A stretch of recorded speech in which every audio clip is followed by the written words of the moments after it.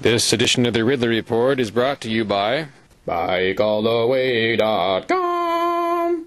I want to start detailing some of the general liberty wins in the November 2nd, 2010 election. Of course, well, I'm going to detail both the liberty wins and the liberty losses. However, the wins appear to be more wins than losses here. First of all, I guess I don't have confirmation on this, but on freestateproject.org, I read that the entire executive council has swung Republican. Now, that does not automatically mean a liberty victory, but by and large, the Republican executive councilors tend to be more conservative on spending, more cautious. And an executive council in New Hampshire is capable of killing any spending above, I think, $1,500 or maybe $5,000, some very low number. So it would be very difficult for the governor to get anything through them that's the large amount of spending they don't want. In terms of individual races, overall the situation appears to have been beyond our expectations. In the New Hampshire Senate, last I heard, it looks like the Senate will go Republican, which doesn't, again, it's not automatically a good thing. But looking at the individual races, Jim Forsyth, the Ron Paul Republican who ran for Congress last year, trounced his Democratic opponent and will become a state senator. He's pretty close to Free Staters and had a large official role in the Ron Paul campaign of 2008. Bob Kingsbury from the Libertarian Party has won a New Hampshire House seat, although he did it running as a Republican. I remember having a big argument with him, I don't know, about 2 or 3 years ago, begging him to run as a Republican and quit this Libertarian Party thing. I don't know if it was me he was listening to or not, but that is what he did, and he kicked butt. Good for him. I believe Mr. Kingsbury, by the way, is a World War II veteran who fought under General Patton himself. An interesting win in Manchester Ward 5. I'm not sure exactly how pro-liberty this win is, but Norma Champagne was a candidate who ran in 2008 in this heavily Democrat ward where I used to live. Now, I ran in that same race in 2008, mainly for the purpose of trying to put Norma over the top, because I had just heard that she was pretty decent. It would be nice to get a Republican in that ward who's not, overly authoritarian. Well, I failed. I failed to win, and I failed to help get her in. I thought that my presence on the ballot would help draw some votes away from Democrats, and it would help her. She failed in 2008, but she won this year, and so it would be kind of unusual. Ward 5 will have a Republican as one of its, 3 state house representatives. There's another Manchester ward that has some interesting results, and I'm a little unclear on exactly which ward it is, but some of you may know Phil Griazzo, who is a liberty-oriented alderman in Manchester, and has certainly been to a fair number of Free Stater events to hang out with us. Well, he won a House seat last night, November 2nd. So he starts to become a little bit powerful. He's got an alderman seat now and a House seat, but he's going to be a busy man. Griazzo is very consistent. I guess my main concern about him would be that he may be overly cautious, but he may know more than I do about how to proceed. Tammy Simmons, another frequent face at Free Stater events and parties, also wins. And this next win in that ward, I'm not going to call it a pro-liberty win, but some of you may remember Jerry Bergoven, who was very active in collecting signatures for the Manchester spending cap. He now wins a seat in the New Hampshire legislature.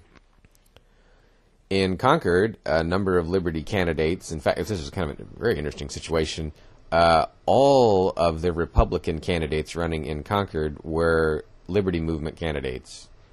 There's not a one of them I haven't seen frequently at Free Stater events, for example. But they were all kind of there as sacrificial lambs because Concord pretty much always goes Democratic. It's a government town. And all 4 of them lost. I do want to give some credit where credit is likely due. Much as I dislike Kelly Ayott's history and what I would perceive as her lack of transparency, there's a term that's been going around the last day or two called Kelly Ayotte coattails.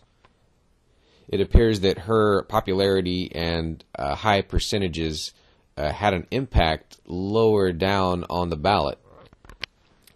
She, of course, was running for senator, Fed senator, not state. And her high numbers are thought to have helped Republicans statewide.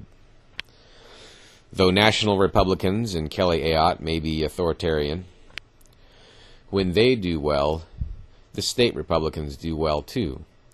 And New Hampshire state Republicans generally are pro-liberty in their effects. The speculation on, or I guess I could call it the projections on unionleader.com indicate that the Republicans are likely to hold between 17 and 20 seats in the New Hampshire State Senate. There are only 24 seats in that Senate, making Republicans completely making the Republican majority completely veto-proof in the New Hampshire Senate. I want to talk a little bit about some of the other Senate winners and what their wins mean. Of course, when a Republican wins, we don't always know what that means. Tom DeBlois, I think I'm still saying his name right, is a newcomer, and a newcomer both to politics and to the state Senate. He beat the awful Democrat Betsy DeVries, and I'm sure he'll be better. But I do want to point out that he is not perceived as pro-liberty when it comes to gay marriage, and does not strike me as particularly pro-liberty when it comes to ending the drug war. He does, however, come from the business sector, not the political or bureaucrat world. He also seems to be open-minded regarding the drug war issues. Senate Minority Leader Peter Bragdon will likely seek the Senate presidency. I guess that would, I'm not sure, but that might also make him majority leader in the Senate. But I do want to talk about him a little bit. You can always look up his liberty ratings at nhliberty.org, but I just want to point out that I don't sense that he's a particularly transparent person. I tried to interview him once, and he wouldn't talk to me. It was about medical marijuana, or maybe it was just marijuana in general. It was some marijuana question that I had for him that was kind of innocuous, just a policy position type thing. I couldn't get him to go on camera. Next time, I guess I'll just walk up rolling. That's really all the analysis I can provide off the top of my head. Like I said, I'll try to post a couple links in the video description for this clip. That will take you to more raw data, more history, more information later as I run into it. Here, my buddy, he's leaving me. Do you remember the gay Arab anarchist? Yes? Well, even if you're just pretending to remember him, he remembers you. Or maybe he doesn't. But in any case, he's doing something for you. He's biking across America for liberty. Oh, wow. If he's doing that for you, surely you can do something for him. Visit his website, bikealltheway.com. He'll be uploading a lot of videos from New Hampshire to Florida and Florida to California, or something like that. bikealltheway.com.